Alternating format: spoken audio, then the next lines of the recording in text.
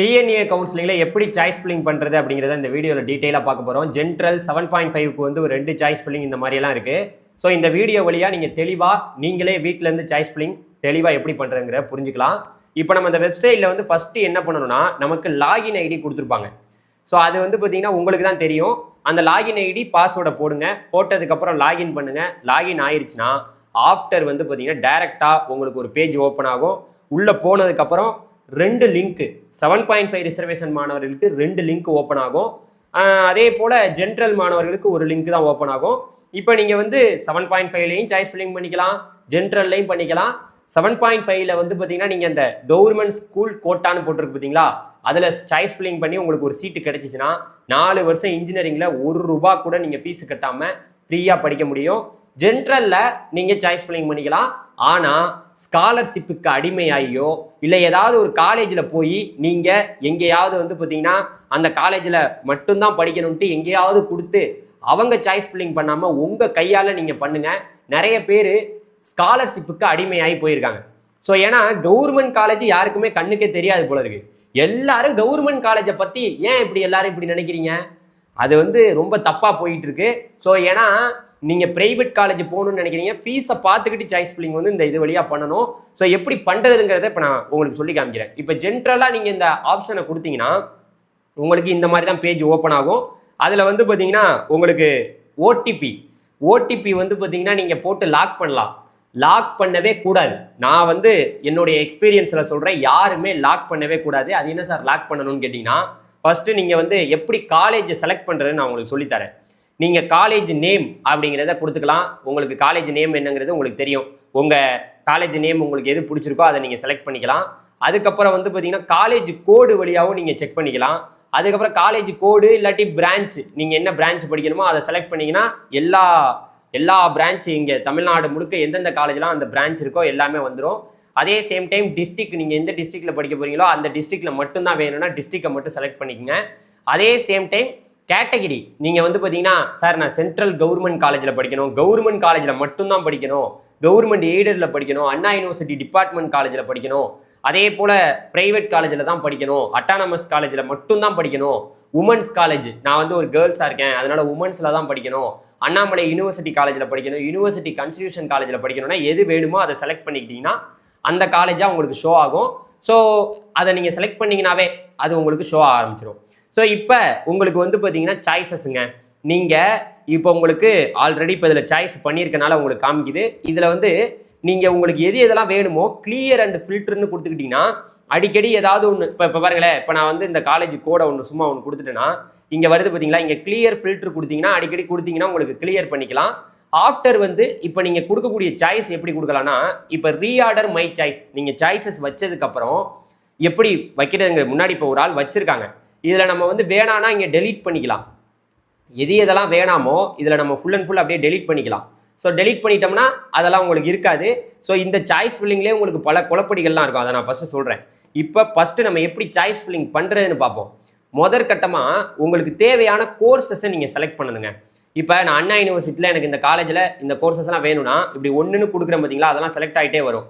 1 2 3 4 5 இது மாதிரி எவ்வளோ வேணாலும் உங்களுக்கு எந்தெந்த கோர்சஸ்லாம் வேணுமோ அதை மட்டும் நீங்கள் செலக்ட் பண்ணிக்கணும். இங்கே வந்து உங்களுடைய கம்யூனிட்டி சீட்டும் காமிக்கும்.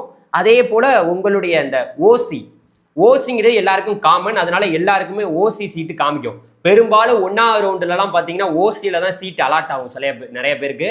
2ஆவது ரவுண்ட்லையுமே ஓசியில் சீட் இருந்துச்சுன்னா ஓசியில் சீட்டை கொடுத்துட்டு தான் அதுக்கப்புறம் உங்களுடைய கம்யூனிட்டிக்கு சீட்டை கொடுக்கும் இந்த கம்ப்யூட்டரு. ஜென்ரல் ரேங்கின் அடிப்படையில் உங்கள் ரேங்க்குக்கு சீட்டை கொடுத்துட்டு தான் அப்புறம் அடுத்த ரேங்க்குக்கு பார்க்கும். இப்போ நீங்கள் ரீஆர்டர் மை சாய்ஸ் இப்போ நம்ம கொடுத்தாச்சு. இங்கே பாருங்கள், நான் இந்த சாய்ஸஸை வச்சேன், எல்லா சாய்ஸும் வந்துருச்சு. இது மாதிரி நீங்கள் எண்ணிக்கையில் நைட்டு ஃபுல்லாக உட்காந்து 1000 சாய்ஸு கூட வச்சுக்கலாம். அதை பற்றி பிரச்சனையே இல்லை. ஸோ இங்கே நீங்கள் இந்த லாக் பண்ணவே கூடாது. லாக் மை சாய்ஸ்ன்னு ஒன்று இருக்குது பார்த்தீங்களா, இங்கே லாக்கு கொடுத்தீங்கன்னா கேட்கும். கன்ஃபார்ம் பண்ணி நீங்கள் கொடுத்துட்டீங்கன்னு வச்சிங்களா, அப்புறம் எந்த மாடிஃபிகேஷனும் இங்கே பாருங்கள், இப்போ ஃபஸ்ட்லேருந்து கீழே வச்சுக்கலாம், மேலே வச்சுக்கலாம், இந்த மாதிரி மாற்றி வச்சுக்கலாம் உங்களுக்கு கொடுக்கப்பட்ட சாய்ஸ் ஃபில்லிங் டயத்தில். ஆனால் நீங்கள் இதை திடீர்னு லாக் பண்ணிட்டீங்கன்னா எந்த ஒரு சேஞ்சுமே பண்ண முடியாது அப்படிங்கிறத தெரிஞ்சுக்கங்க. ஸோ அதனால் ஆட்டோவாக அதுவே சேஞ்ச் ஆயிடும். இங்கே பாரு, சேஞ்சஸ் ஆர் ஆட்டோ சேவ்டுன்னு இருக்கா. இப்போ நான் திடீர்னு ஃபஸ்ட்டு வந்து எலக்ட்ரிக்கல் அண்ட் எலக்ட்ரானிக்ஸ் இன்ஜினியரிங் வச்சிருக்கேன்னா அது அப்படியே சேவ் ஆயிரும். ஸோ நீங்கள் லாக் பண்ண தேவையே கிடையாது. ஓகேவா, இது ஃபஸ்ட்டு. அடுத்த வந்து பார்த்தீங்கன்னா நம்ம பண்ணியிருக்க சாய்ஸை நம்ம டவுன்லோட் பண்ணி வச்சுக்கணும். எங்கெங்கெல்லாம் நம்ம சாய்ஸ் வச்சோம் அப்படிங்கிறது உங்களுக்கு தெரிஞ்சாதான் நாளைக்கு வந்து இப்போ திடீர்னு எனக்கு 5வது சாய்ஸ் கிடைக்குதுன்னு வச்சுங்களேன், அதுக்கு மேலே உள்ள கோர்சஸ் எல்லாத்தையும் நான் ட்ரை பண்ணணும்னா எனக்கு டவுன்லோடு மை சாய்ஸ்னு இங்கே ஒன்று இருக்கும். அந்த டவுன்லோட் பண்ணி அதை நீங்கள் பார்த்துக்கலாம். ஸோ உங்களுக்கு என்னென்ன காலேஜ் வந்து பார்த்தீங்கன்னா கொடுத்துருக்கீங்கிற விஷயத்த நீங்கள் டவுன்லோட் பண்ணி, ஸோ இங்கே இந்த மாதிரி வந்து பார்த்தீங்கன்னா உங்களுக்கு ஓப்பன் ஆகும். ஸோ இது வழியாக வந்து பார்த்தீங்கன்னா நீங்கள் போய் பார்த்துக்கலாம். ஸோ இங்கே பாருங்களேன், இந்த மாதிரி இப்போ நான் வச்சிருக்கேன் பார்த்தீங்களா, இது உங்களுக்கு ஓப்பன் ஆகிட்டு இப்போ காமிக்குதா? இந்த மாதிரி எவ்வளோ சாய்ஸ் வைக்கிறீங்களோ இது மாதிரி நீங்கள் பார்த்துக்கலாங்க. ஸோ இதே போல தான் உங்களுக்கு தேவையான காலேஜ் கோர்சஸை நீங்கள் ஆட் பண்ணிக்கிட்டே போகலாம், வேணாங்கிறத டெலீட் பண்ணிக்கலாம். ஸோ அதனால் இந்த மாதிரி வந்து நீங்கள் சாய்ஸ் ஃபில்லிங் பண்ணிக்கோங்க. ஸோ அடுத்த கட்டமாக இதே போல தான், ஒன்றுமே கிடையாது. இதில் வந்து நிறைய பேருக்கு ஒரு டவுட் இருக்கும், சார் இந்த 7.5க்கு எப்படி சாய்ஸ் ஃபில்லிங் பண்ணுறது? ஒன்றும் இல்லை, இங்கே வந்து 7.5ல் ஒரு லிங்க் ஓப்பன் ஆகுதுல, கவர்மெண்ட் ஸ்கூல் கோட்டா, அதை கொடுத்தீங்கன்னா ஆட்டோமேட்டிக்காக அடுத்த ஒரு லிங்க் ஓப்பன் ஆகும், ஓப்பன் சாய்ஸ் ஃபில்லிங்னு ஓப்பன் ஆகும். அதில் உங்களுக்கு கவர்மெண்ட் ஸ்கூல் ரேங்க் எல்லாமே வரும். இந்த கவர்மெண்ட் ஸ்கூல் உள்ள ரேங்க்கில் உள்ளவங்களுக்கு 2 சாய்ஸ் ஃபில்லிங்கில் அதில் போய் நீங்கள் அதுலேயும் பண்ணிக்கலாம். அங்கே போனீங்கன்னா உங்களுக்கு வந்து பார்த்தீங்கன்னா இங்கேயுமே எல்லாமே ஷோ ஆகும், என்னென்ன காலேஜ் இருக்குது எல்லா விவரங்களுமே வரும். ஸோ ஆனால் இங்கே சீட் ரொம்பவே குறைவாக இருக்கும் 7.5ல். அதனால பார்த்து 7.5ல் பெரும்பாலான சீட்ஸ் வந்து பார்த்தீங்கன்னா உங்களுக்கு ரொம்பவே குறைவாக இருக்குங்கிறனால 1வது ரவுண்டு 2வது ரவுண்ட்லேயே பெரும்பாலான இடங்கள் பெரிய பெரிய காலேஜில் முடிஞ்சிடும். 7.5ல் சீட் அடித்தா 4 வருஷம் உங்களுக்கு ஃப்ரீயாகவே படிக்கலாம் இன்ஜினியரிங்கிறத தெரிஞ்சுக்கங்க. இதுதான் நிலவரங்க.